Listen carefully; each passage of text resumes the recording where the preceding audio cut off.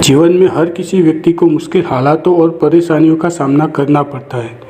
यही मुश्किल घड़ी में कोई व्यक्ति बिखर जाता है तो कोई निखर जाता है। ये समय हमेशा बुरा नहीं होता, क्योंकि यही मुश्किल समय हमारी प्रतिभा को भी निखारता है। कई सफल लोगों ने अपने मुश्किल हालातों को भी अवसर में बदल दिया। आखिर हम भी कठिन समय से कैसे लड़कर जीत सकते हैं, चलिए जानते हैं। मन से डर निकाल दे तो जिंदगी खूबसूरत हो जाएगी। चार्ली चैपलिन जी, जो अमेरिका के सिनेमा जगत के सबसे प्रसिद्ध और मशहूर अभिनेता थे, उन्होंने अपनी एक्टिंग से पूरी दुनिया में नाम कमाया। वो अपनी लिखी एक बुक में कहते हैं कि जीवन के शुरुआती दौर में मेरी दुनिया में सिर्फ दो ही लोग थे। एक थी मेरी माँ और दूसरे थे बड़े भाई। हमारा समय बुरा चल रहा था क्योंकि हम गिरजाधरों की कृपा पर चल रहे थे। शो की टिकटों की बदौलत जैसे तैसे जिनकी काटने को मजबूर थी। सिडनी स्कूल के दौरान समय निकालकर मैं अखबार बेचता था, और बेशक इससे हमारी ज़रूरतें पूरी नहीं होती थी। जीवन में जिस सबसे बुरी चीज़ की कल्पना मैं कर सकता हूँ वो ऐशो आराम की लत है। माँ हाना ने सिखाया कि पैसे ना होने पर कैसे मनोरंजन किया जा सकता है। माँ खिड़की पर बैठ जाती और सड़कों पर गुजरने वाले लोगों को देखती और इसके आधार पर उनके चरित्र, रंग रूप और आचरण का अनुमान लगाती। उन पर कहानियाँ सुनाती, कभी कभी उनकी नकल करके भी दिखाती। मैंने अपनी माँ की इस कुशलता को आत्मसात कर लिया था। मेरी माँ की यही प्रतिभा और उनकी सुनाई कहानियाँ थी जिनके कारण मैं दुनिया को आगे हंसा पाया। मेरा मानना है कि ज़िंदगी खूबसूरत हो सकती है अगर आप इससे डरे नहीं। ज़रूरत है तो सिर्फ साहस और कल्पना की, और बहुत थोड़े पैसों की। मुश्किल समय में ही हमारी प्रतिभा निकलकर बाहर आती है, बेशर्ते हम इससे डरे नहीं और इस समय का सामना साहस के साथ करें। चार्ली चैपलिन कहते हैं कि अगर आप नीचे देखेंगे तो कभी भी इंद्रधनुष नहीं देख पाएंगे। इस मक्कर दुनिया में कुछ भी स्थायी नहीं है, यहाँ तक कि हमारी परेशानियाँ भी नहीं। मार्कस ऑरेलियस, जो कि ग्रीस के महान राजा और महान फिलोसोफर थे, वो मुश्किलों के पार जाने के 3 सिद्धांत देते हैं। पहला सिद्धांत है मुश्किल का दूसरा नाम है मौका, यानी कि हर परिस्थिति में एडवांटेज छुपा हुआ होता है। चाइनीज भाषा में संकट को कहते हैं वाई जी। वाई का मतलब है खतरा और जी का मतलब है मौका, यानी मुश्किल में खतरा और मौका दोनों छिपे होते हैं। मार्कस ऑरेलियस कहते हैं कि जो इंसान अपनी समझदारी का इस्तेमाल करके मुश्किल को एडवांटेज में बदलता है, वो प्रकृति की तरह अविचलित आगे बढ़ता जाता है। जब एनल ने बॉडी बिल्डिंग शुरू की तो उनके पास ना तो मशीनें थी और ना कोई सिखाने वाला था। बेसमेंट में कुछ डंबल्स और प्लेट्स रखी हुई थी। एनल्स ने इस मुश्किल को मौके में बदला और जितना भी मटेरियल उन्हें बॉडी बिल्डिंग के बारे में बुक्स में मिला, उन्होंने सब पढ़ डाला।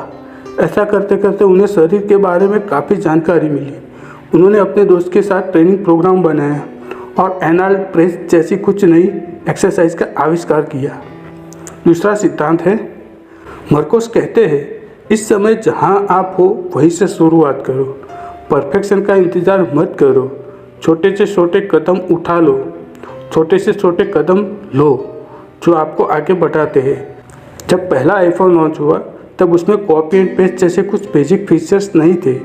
अगर स्टीव जॉब्स अपनी प्रोग्रामिंग टीम का इंतज़ार करते तो निश्चित तारीख से लेट हो जाते और आने वाले वर्जन भी डिले हो जाते।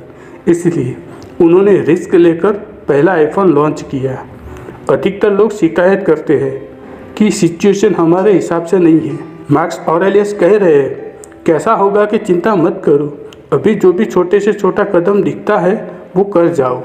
तीसरा सिद्धांत है अपने काम पर ध्यान दो। मार्कस ऑरेलियस कहते हैं जो काम जिस लायक है उसका उतना ही ध्यान दिया जाना चाहिए। ऐसा करने से आपके पास समय और शक्ति रहती है। आपको लगता है कि सब कंट्रोल में है, जिस कारण आप फ्रस्ट्रेट नहीं होते, ना थकते ना रुकते। आपके पास हमेशा प्रॉब्लम सॉल्व करने की एनर्जी होती है। सैम एक गरीब किसान के बेटे थे जो अच्छे जीवन की तलाश में 11 साल की उम्र में रशिया से अमेरिका आए। कारपेंटर से लेकर घोड़े बेचने तक सैम ने बचपन में बहुत काम किए। फिर 1870 के आसपास अमेरिका में पहली बार केला आया और लोकप्रिय हुआ, क्योंकि केला खाने में आसान, स्वादिष्ट और पौष्टिक होता है। लेकिन यह फल शुरुआत में महंगा था क्योंकि दूसरे देशों से आता था और 25% केला रास्ते में ही ख़राब हो जाता था, क्योंकि केला बहुत ही जल्दी पकता है और अपने साथ रखे फलों को भी ख़राब कर देता है। एक बार सैम ने देखा कि पॉट पर ढेरों केले फेंक दिए गए हैं, क्योंकि वह कुछ ही दिन में ख़राब हो जाएंगे। सैम को लगा कि मैं खुद ही अकेले इन केलों को एक दिन के अंदर लोकल मार्केट में बेच सकता हूँ। फिर 16 साल की उम्र में उन्होंने 10,000 लगाकर केला बेचने का धंधा शुरू किया। यह धंधा उनके लिए इतना मुनाफेदार साबित हुआ कि 5 साल में उन्होंने 50 लाख का प्रॉफिट कमा लिया और एक छोटी सी कंपनी की स्थापना कर ली। जब सैम ने 5,000 एकड़ की ज़मीन खरीदी तो वह होंडुरास के जंगल में रहने लगे और किसानों के साथ खेती मजदूरी करने लगे, क्योंकि वो अकेले ही खेती की हर डिटेल को अच्छी तरह समझना चाहते थे। वहीं उनके कॉम्पिटिटर यूनाइटेड फ्रूट के मैनेजर इसी रूम में बैठकर प्लानिंग कर रहे थे। सैम का मानना था कि जो भी आप करना चाह रहे हो उससे अपने हाथों से करके देखो, छोटी छोटी बातों पर ध्यान दो। इसी सोच के चलते सैम ने अपने 100 गुना बड़ी कंपनी यूनाइटेड फ्रूट को खरीद लिया। दोस्तों, प्रॉब्लम किताबी ज्ञान से सॉल्व नहीं होती और ना ही पैसों की ताकत से। सॉल्व होती है जब आपके दिमाग में ये स्पष्ट होता है, मैं प्रॉब्लम सॉल्व करके ही रहूँगा, कोई ना कोई रास्ता ढूंढ कर ही रहूँगा, तब जाकर प्रॉब्लम सॉल्व होती है। मार्टिन लूथर किंग ने कहा था, अगर तुम उड़ नहीं सकते हो तो दौड़ो, अगर दौड़ नहीं सकते हो तो चलो, अगर तुम चल नहीं सकते हो तो रेखों पर निरंतर आगे बढ़ते रहो। अपनी सोच और दिशा बदलो, सफलता तुम्हारा स्वागत करेगी।